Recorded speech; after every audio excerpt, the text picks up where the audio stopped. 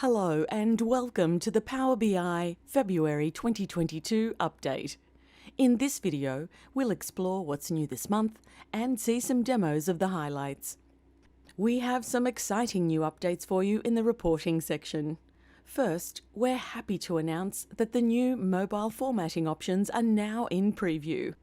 Now you can separate the formatting for your visuals and reports between PowerBI Mobile and Desktop with different formatting options for each one.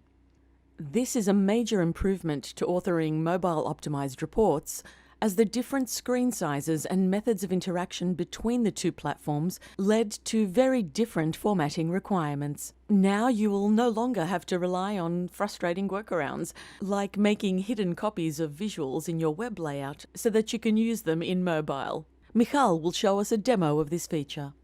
Once a PowerBI report has been built, the report creator can decide to build an addition layout to any report page that is optimized for mobile phones.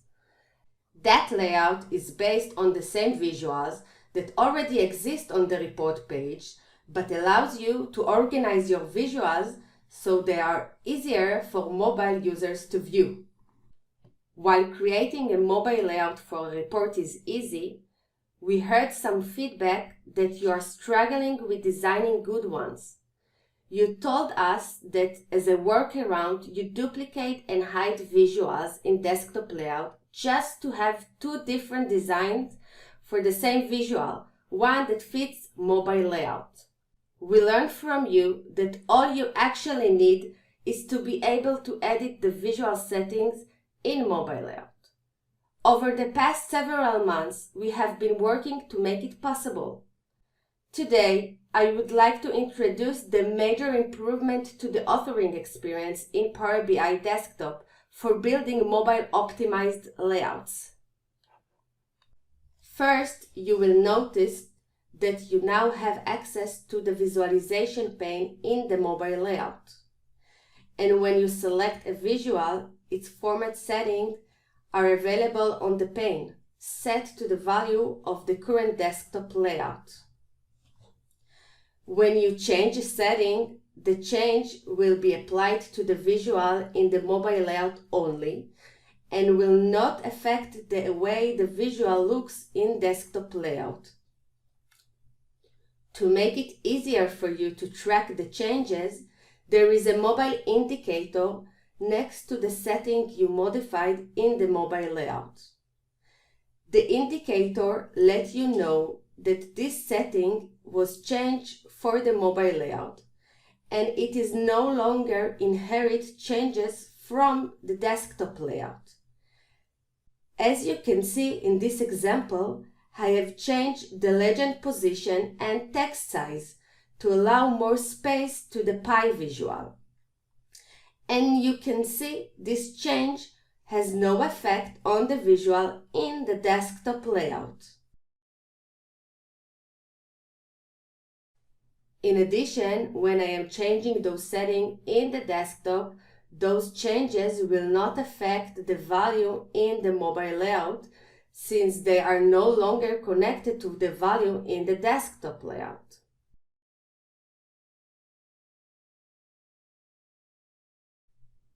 Settings that were not changed in mobile layout will continue to be connected to the desktop value, and changes made to the desktop will impact the appearance of the mobile layout. For example, in this visual, the details label color has not been changed for mobile. Therefore, once I will change this setting in the desktop layout, the mobile visual will inherit this change. To remove the mobile changes, you can use the Clear Mobile Changes in the category level or in the visual level. Pressing on Clearing Mobile Changes will remove any change you made in the mobile layout and will sync back to the current desktop setting. Here is an example of a report with phone layout that I had. I have added the report and used the mobile formatting pane in order to better adjust the visuals for phone screen. And here is the result in front of you. With just a few clicks, I was able to create much better looking report, truly optimized for phones. So this was just a glimpse of the new mobile layout formatting pane and the option you now have when you create phone optimized reports. So now you have the flexibility to be creative and design truly stunning mobile optimized reports. To enjoy the new mobile formatting experience, turn on the Modify Visuals settings for mobile layout option in the Preview Features section of the Options menu. Please note that the mobile app version that supports this feature will be released to app stores in mid-February, so you'll need to check your version of Power BI Mobile before using it to view reports published using this feature. Next, we're excited to announce that the downstream inheritance for sensitivity labels is now generally available. Downstream inheritance enables you to automatically apply a dataset's or report's sensitivity label on all downstream reports and dashboards, applying to content built from that dataset or report as well. For more information on downstream inheritance, check out the link in the video description below. Next, default label policies in Power BI is now generally available. Default label policies enable you to define a baseline level of protection to be applied to Power BI files and to artifacts in the Power BI service. This capability is now generally available. Default labeling applies when a user creates a new file in Power BI Desktop or a new dataset or report in the Power BI service. The default label is set automatically on the new file or artifact without interfering with the user's workflow. Mandatory label policies are now also generally available. Mandatory label policies enable organizations to ensure that MIP sensitivity labels will be applied to new content when it is created or uploaded to Power BI. This capability is now generally available. When a user tries to save a pbix file in the Power BI desktop or a Power BI artifact in the service which doesn't have a sensitivity label applied, they will now be prompted to choose a label before the item will be saved. Also, the option to remove a label isn't available when a mandatory label policy applies. Next, the new Format Pane is now on by default starting in the February release. We've added a notification dialog to call attention to this change. Improvements to the formatting pane this month include re-additions of outline settings for table and matrix, the ability to toggle axes title independent of axes, the ability to add shade area to combo charts, and the ability to customize marker shape by series for scatter charts. We've also made some minor changes to the order of field wells within the build pane to match the order of the new format pane cards for pie chart, donut chart, and scatter chart. Next, you can now select rows in your multi-row card to cross-highlight and cross-filter the other visuals in your report. Unselected rows will dim to help you identify which rows you have selected, and you can Control or Shift-click to select multiple rows at once. This brings interactivity in multi-row cards closer to parity with our other visual offerings. In the data preparation section, Dynamic mQuery parameters now supports SQL Server and more data sources. As a refresher, Dynamic mQuery parameters is a preview feature which allows report viewers to dynamically set the values for an mQuery parameter using filters or slices. This feature can be especially useful for query performance optimizations without sacrificing report interactivity. When Dynamic mQuery parameters was released, the feature supported M-based data sources, but did not support other sources like SQL Server. This month, we're excited to announce that Dynamic mQuery parameters now supports more direct query data sources, including T-SQL-based data sources, Oracle, Teradata, Dataflows, and SAP HANA Relational. Sujatha will take us through a demo of this feature. This month, we're excited to announce that the feature called Dynamic mQuery Parameters now supports additional data sources such as SQL Server, SAP HANA Relational, Teradata, Dataflows, and more. So what is dynamic query parameters and why is it useful? Well, in this example here, I have a direct query source on SQL Server that's using the AdventureWorks dataset. And I also have a query parameter that essentially will filter my query based on a selected color. So with dynamic query parameters, I can allow my end users to set the value of that query parameters without having to use Power BI Desktop. And the way they can set this value is by using the slicer here, or they can even use the filter cards within the filter pane itself. And so now that you understand what dynamic query parameters is enabling, and you see this example with SQL Server, let's see how this was set up. So here in the advanced editor, we can see how the query parameter is used both in the mQuery and then how the selected value of the parameter is passed to the native query. So here we have the parameter called color parameter. And what I'm doing in the mQuery is essentially checking if it's multiple values, or if it's a single value, I return this.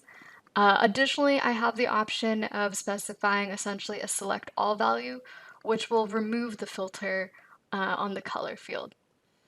And once I've set up this part of the mQuery, I can now reference the selected value of the parameter directly in my native SQL query. So here we have the native SQL query, and essentially I'm composing it based on the selected value.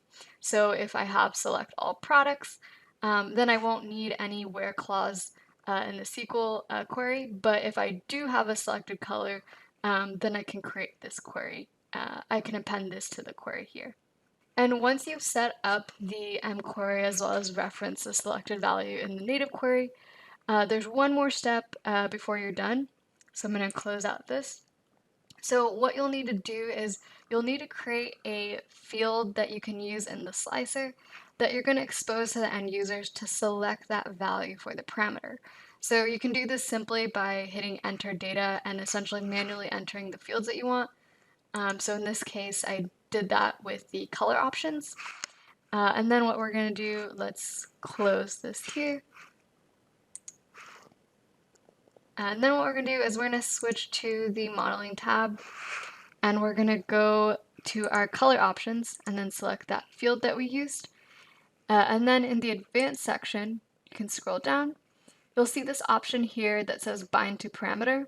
And this is where we'd select that parameter that we're using in the mQuery. And so you'll just want to select that parameter, and then you can specify whether it's a multi-select option, and then you can even add a select all option, which I mentioned earlier. So there you have it. That's the feature for dynamic mQuery parameters, as well as showing you an example of how you can use it in a SQL Server scenario. One more thing before I end the video here is I want to remind folks that if you're getting a message every time you run the native query, there is an option within the settings. So if you follow the file menu in the options dialog, you'll see this option under security, which says require user approval for new native database queries. If you don't want to see that option every time you rerun the query, you'll want to leave this unchecked. In the Data Connectivity section, we have several new and updated connectors for you this month. First, we're excited to release the new Amazon OpenSearch service and OpenSearch project connectors. One of the key features of the OpenSearch engine is the Open Database Connectivity driver, which enables you to integrate various BI and analytics applications with OpenSearch.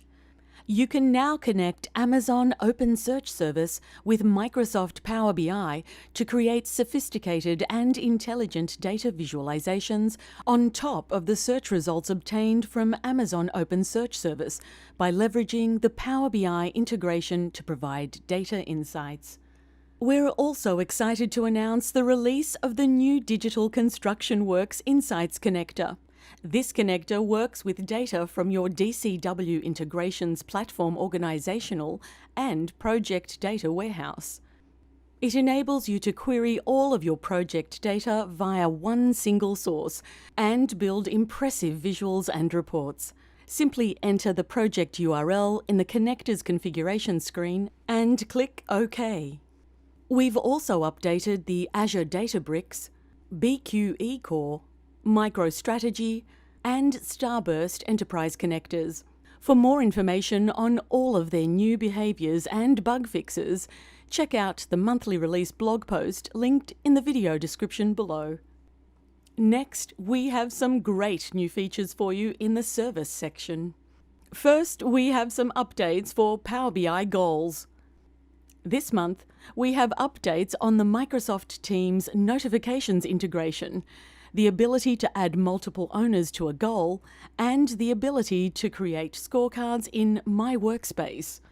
Goals is now also available in all US government clouds. We've also made some updates to deployment pipelines, including an Azure DevOps extension to automate your deployments and pipeline creation using tasks in your Azure pipeline. Also, the ability to sync connections between items managed in different pipelines, and general availability for data flows, and support for linked entities. To learn more about these enhancements, check out the link in the video description below. Next, we've been hard at work enabling the ability to download pbix files in more scenarios. Previously, you couldn't download a pbix for reports connected to a single dataset when the dataset is configured for large models, incremental refresh, or has been modified by using the XMLA endpoint. Starting with this release, we've removed that limitation on reports authored in desktop and published to the service.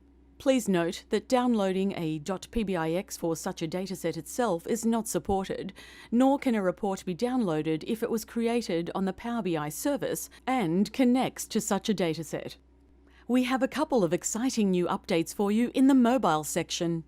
First, dark mode is now available in the Power BI Windows app.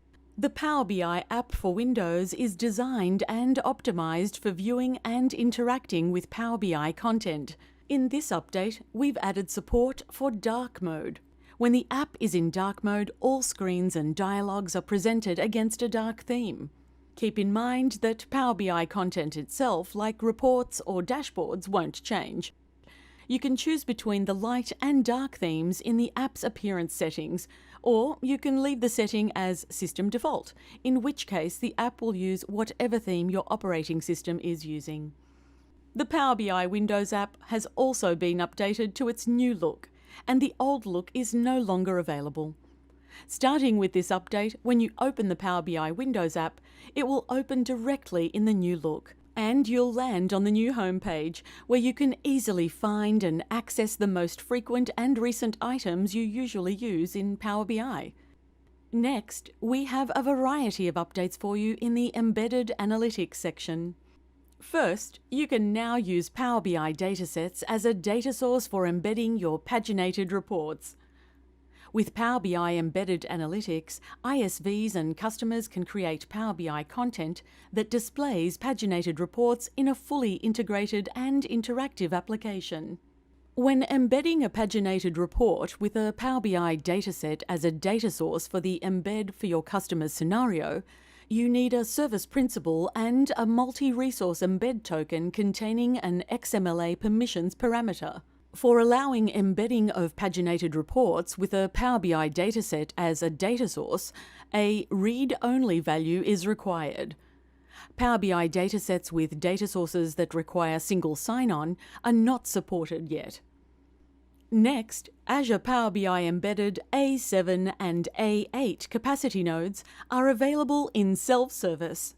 A7 is like the P4 capacity node, carrying 64 vCores and 200 GB of RAM. A8 is like the P5 capacity node, carrying 128 vCores and 400 GB of RAM. Both capacity nodes could only be purchased by special request, but now we've enabled their purchase in self-service, either through the Azure portal or by using an ARM API. Self-service purchase of A7 and A8 in sovereign clouds will be enabled later this year. Next, we've made new dataset permissions APIs available. The Dataset Permissions APIs are a set of APIs that allow you to easily manage the permissions of your datasets to allow users to perform read, reshare, and explore operations. This lets you manage your datasets not only through the Power BI service, but also through your application. The APIs that are currently supported are Put and Post. The Post API allows you to grant new permissions to a dataset. It requires having read and reshare permissions for the dataset, as well as having all of the permissions that you would like to grant. Keep in mind that the Post API cannot be used for deleting permissions, and that calling the API with permissions the target already has will have no effect. The Put API helps you update the target's permissions to a given dataset. It requires having read, write, and reshare permissions for the dataset, and all of the permissions that you would like to update. The Put API cannot be used for changing write permissions or any folder-level inherited permissions. This API also supports removing all permissions for a dataset for a given target. You can also now programmatically delete dashboards from your workspaces using Delete Dashboard and Delete Dashboard in Group APIs. Next, we've introduced Access Token Expiry callbacks. Embedding Power BI artifacts requires the use of access tokens, which have an expiration time and must be refreshed before expiration to allow a continuous embedding experience. When using an Azure AD token for the embed for your organization scenario, this can now be done automatically by setting an event hook in your embedding configuration parameters, which will call a function responsible for generating new tokens and assign the generated token to the embedded artifact before the expiration of the token. With this new configuration, all you need to do is provide the token generating function, and the rest will be taken care of automatically so that your users will have a fluent and continuous experience. We also have some updates for you in the Developers section. First, you can now log into the Partner Center and re-tag your visuals with new categories. The revised category list has more and easier to understand options to help report authors find a suitable visual easily and quickly. Please note that you can tag a visual with up to 2 categories from the list. If your visual was previously tagged with a category that has been removed, update your visual with a new one. The new categories are Composition, Correlation, Distribution, Flow, Filters, Infographics, KPIs, Narratives, Maps, Part to Whole, R visuals, Change over time, and Other. For API version 4.2 onwards, we have also released the ability to expand or collapse an entire level in the matrix programmatically. For more details about the new API or to learn more about expanding a large number of data points, check out the link in the video description below. Next, in order to support dynamic format strings in your custom visual, we've added a new definition for you to add to capabilities.json, available from API version 4.2 onwards. Moving on, we have some exciting updates to share with you in the visualization section.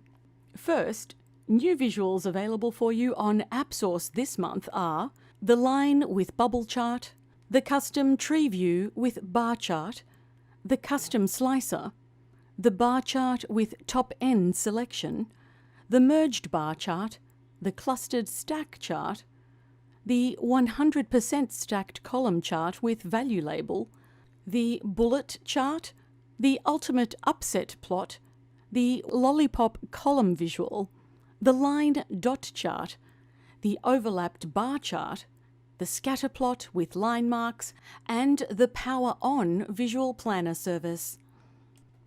Updated visuals include the Drill Down Graph Pro visual by Zoom Charts, the Plotly.js visual by Aquilon, the HTML Text Styler 2.0 visual, which is now certified, the Multiple Sparklines visual by excelandaccess.com, the Merged Bar Chart by Nova Silver, the Financial Reporting Matrix visual by ProfitBase, the InfoRiver Premium Edition visual by Lumel, and the Zebra BI Tables version 5.2 by Zebra BI.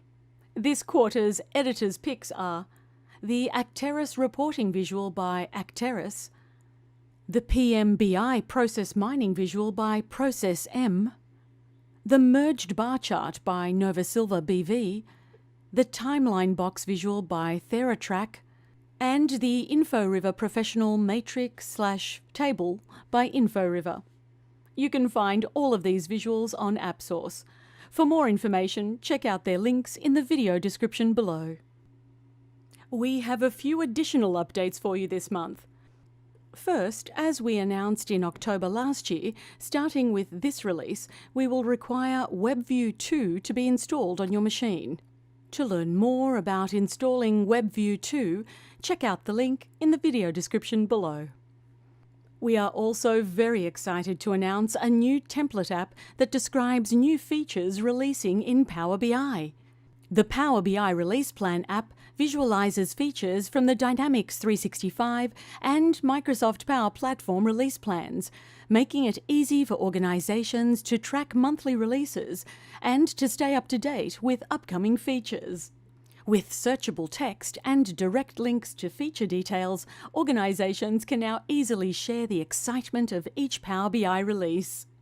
This app is brought to you by the Power BI team and is now available on AppSource. And lastly, with the preview of process mining in Process Advisor, which leverages Power BI embedded, you can now use your business data to produce analytics and detailed process maps, gleaning new insights into ways to optimize your business processes. And that's all for this month. As always, we hope you enjoy the updates and please keep sending us feedback on what you'd like to see in upcoming releases. Thank you so much for watching, and we'll see you again next month.